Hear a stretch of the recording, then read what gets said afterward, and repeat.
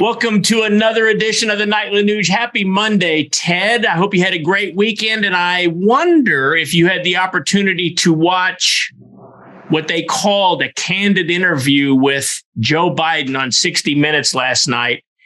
I'm so confused. Maybe you can shed some light on this. Biden said the pandemic's over. He said, look around. Nobody's wearing masks. And just a couple of weeks ago, I saw him wearing a mask. The administration is still pushing the vaccine. I'll let you handle my terminology here in a second. And all the while, the WHO is saying, wait a minute, not so fast. We're still in the midst of a pandemic. And I'm wondering what Dr. Fauci has to say about it. I know he's still on the taxpayers' payroll, yet I haven't seen Dr. Fauci anywhere recently. Is it a pandemic? Is it not a pandemic? Or are they just giving us some fake information like usual, Ted? I'm confused. Our listeners are confused. What the heck did Joe Biden say last night? Hey, my friends around the world. My name is Ted Nugent, and this is the Nightly Nude for truth, logic, and common sense, and goodwill, and decency, and honesty. Ooh, honesty. Is that still legal? Even if honesty isn't legal, I'm still going to be honest, Keith. You know, you give the world the best you got, and sometimes you get kicked in the teeth. I give the world the best I got anyway.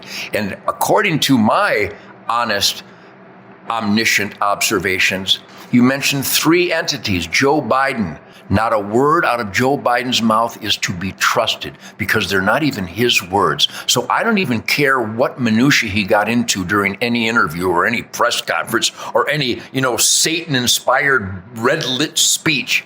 Joe Biden is the epitome of untrustworthiness. And now let's go on to the other neck and neck. It's almost like a photo finish for untrustworthiness, dishonesty, and criminality. And that would be the not so good Dr. Fauci.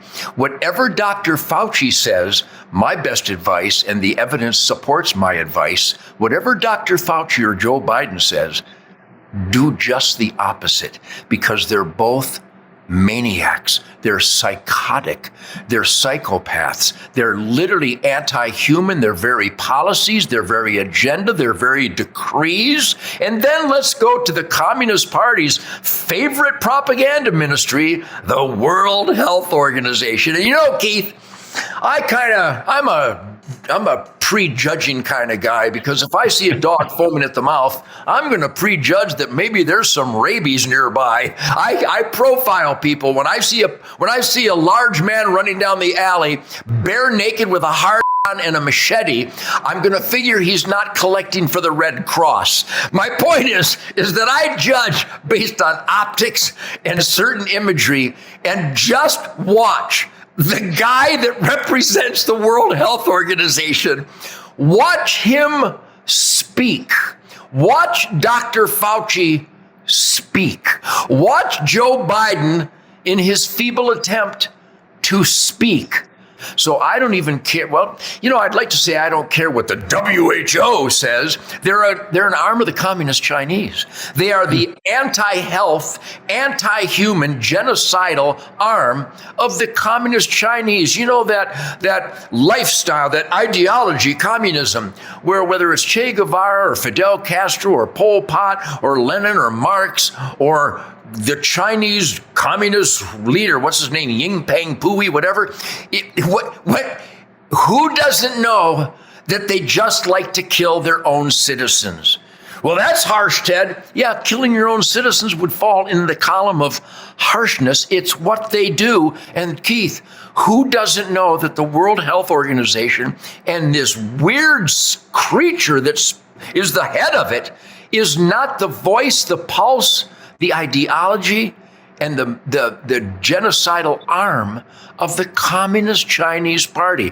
I had a bumper crop of middle fingers this year. And if anybody needs some middle fingers, I'll have them airlifted into your dining room, because I would recommend whenever Joe Biden, Fauci, or the Communist Chinese leadership speak, not to mention Mark Milley or Nancy Pelosi or Hunter Biden or Kamala Harris, But I think the middle finger has never been more appropriate in my life. So let's all raise a flame-throwing middle finger to psychopaths who think they're in charge of our lives. And once again, I'm going to show you this hat because I can't keep them in stock. I had a bunch of hunters here in Michigan this weekend, great families, Keith, and they all believe every word I just said because this is the conversation we had around the campfire. And if you tell good Americans to do something immoral, something that is absolutely absurd and counterproductive for quality of life, get a hat that says, I will not comply. You can get them at tednugent.com. And yeah, this is a crass commercial moment, much like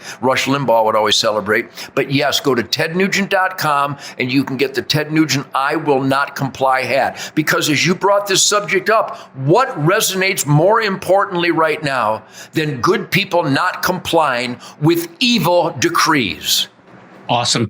And I would encourage our listeners and our viewers to go to hunternation.org. If you go to hunternation.org this week, there's a chance to win a hunt with Ted and Shemaine Nugent and the winner of 2022 down in their home place in Texas. And if you put in the notes there that you learned about Hunter Nation from the Nightly Nuge, we're going to give away a few of those I will not comply Ted Nugent hats.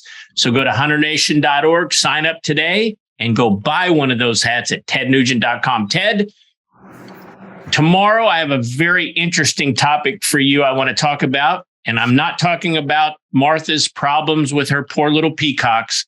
I'm talking about Martha's Vineyard tomorrow night, right here on the Nightly Nuge.